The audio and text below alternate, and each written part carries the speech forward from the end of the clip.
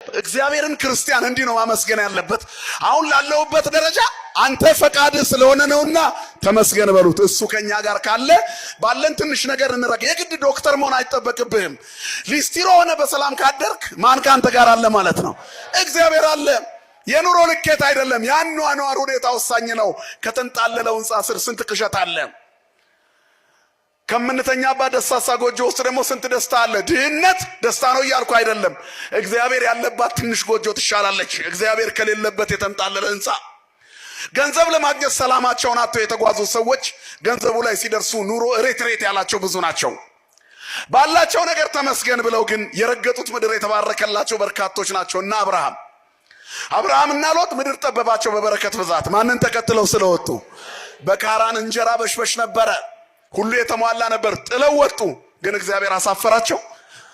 እንዴትም ኑር ማን ካንተ ጋር አይኖር? እንዴትም ኑሪ ማን ካንቺ ጋር ይኖር? እግዚአብሔር ከሁላችን ጋር አይኖር።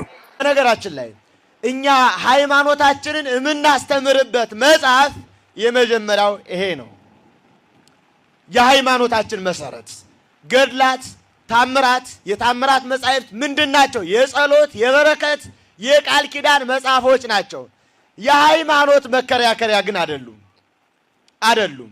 ጉባኤ ቢቆም ቢነገር በዚህ ቅዱስ መጽሐፍ ነው ቤተክርስቲያን ምዳኘው። መጽሐፍ ቅዱስ ውጭ ያለን መጽሐፍ ከቤተክርስቲያን አስተምሮ አንፃር አይተን መዝነን ነው እንጂ የምንቀበለው እንደወረደ የመቀበል ግዴታ የለብንም። ይሄን መረዳት አለባችሁ።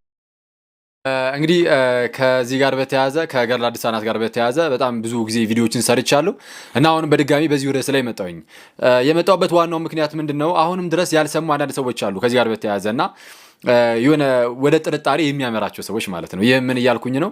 ፕሮቴስታንት ወንድሞቻችን ምን አይነት ስራ ነው የሚሰሩት? በቤተ ክርስቲያን ውስጥ ያለውን ሃይማኖት ወይም ደግሞ ዶግማ የሆነውን ትምህርታችንን አንዳቸውንም ወደፊት ማድረግ አይችሉም። ስለዛ ያላቸው አማራጭ ምንድነው? ሰዎችን አስቀድመው በገድላት ድርሳናት ያጠራጥሯቸዋል። ኦኬ፣ በገድላት ድርሳናት ካጠራጠሯቸው በኋላ የጥርጣሬ ልብ ደግሞ ክፍት ይሆናል። ልክ በጥርጣሬ ከከፈቷቸው በኋላ ዘን የነሱን ተረታተረቶች መጋት ይጀምራሉ። አንድ ፕሮቴስታንት ይመጣና ኦኬ ጥምቀት አያድንም ብሎ አይጀምርልህም። ኦኬ የሆነ ገድል እንደዚህ እንትን ይላል፣ ምንድነው የሆነ ተአምር ላይ እንደዚህ ይላል ብሎ ይጀምርና እንድትጠራጠር ያደርጋል። ከተጠራጠርክ በኋላ ግን ጥምቀት አያድንም የሚለውን የራሱን ሰው ሰራሽ ትምህርት አንተ ውስጥ መክተት ይጀምራል። ኦኬ የጌታ ስጋና ደም የቅዱስ ቁርባን እውነተኛ የጌታ ስጋና ደም አይደለም የሚለውን ሰው ሰራሽ ትምህርት አንተ ውስጥ መክተት ይጀምራል። በታሪክ ውስጥ የማይታወቅ ዘመን አፈራሽ የሆነውን ሰው ሰራሽ ትምህርት ማለት ነው። ኦኬ ሌሎች ትምህርት ኤክሌሲዮሎጂ ላይ ነገረ ቤተ ክርስቲያን ላይ ኦኬ ሚስጥራትን እነዚህን ሁሉ ነገሮች ወደ ማስካዱ ይገባል። ይህን ነገር ግን የሚያደርገው አስቀድሞ ምን ካደረገ ነው? አንተን በጥርጣሬ ከወሰደህ በኋላ ነው። ኦኬ የሆነ በጥርጣሬ ልብህን እንድትከፍት ካደረገ በኋላ ነው። አንዳንድ ሰዎች አሉ ፕሮቴስታንት ወንድሞች ናቸውና እንደው እኔ እኮ ገድላት ድርሳናቱ ናቸው እንጂ እንደው የሚይዙኝ አይ ቤተክርስቲያን ላይ እኔ እስማማለሁ በእምነቷ ይለና ግን ገድላት ድርሳኗን ብተው ራሱ ለምሳሌ ቤተክርስቲያን ሙሉ በሙሉ ብተው ራሱ መተው የለባቱም። ኦፍ ኮርስ ብተው ራሱ ግን ወደ ቤተክርስቲያን የማይመጣ ሰው ነው እንደዛ የሚልና በጣም እንደዚህ አይነት የሆነ የመሰሪ ስራ አይነት የሚሰሩ ሰዎች አሉ። በጣም አዝናለሁና ከእንደነዚህ አይነት ሰዎች ልንጠበቅ ይገባል። በቤተክርስቲያናችን አስተምህሮ ገድላት ድርሳናት ታምራት ውስጥ ምንም አይነት ስህተት ሊገኝ አይችልም የሚል ትምህርት የለም። ኦኬ አሁን ዲያቆን ያረጋል እንደተናገሩት ምን አሉ? በቤተ ክርስቲያን አስተምህሮ ይመዘናል።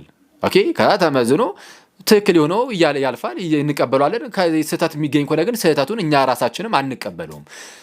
ስለዚህ የሃይማኖት መሰረት አይደሉም። የሃይማኖት መሰረት ስላልሆኑም የሃይማኖት መከራከሪያ አይሆኑም። አሁን እንደሰማችሁት ማለት ነው። ኦኬ የሃይማኖት መከራከሪያ አይሆኑም። ታዲያ የሃይማኖት መከራከሪያ ያልሆነ ነገር ተጠቅሶላችሁ እንዴት ሃይማኖትን በዚህ በእንደነዚህ አይነት መጽሐፍቶች ለመካድ እንዴት ይታሰባል?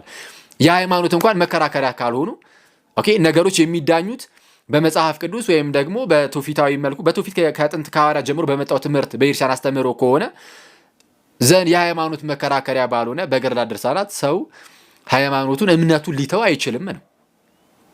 ስለዚህ ምን እያለ ነው? ጠቅለል ባለ መልኩ ስለመገለጥ ልንገራችሁ።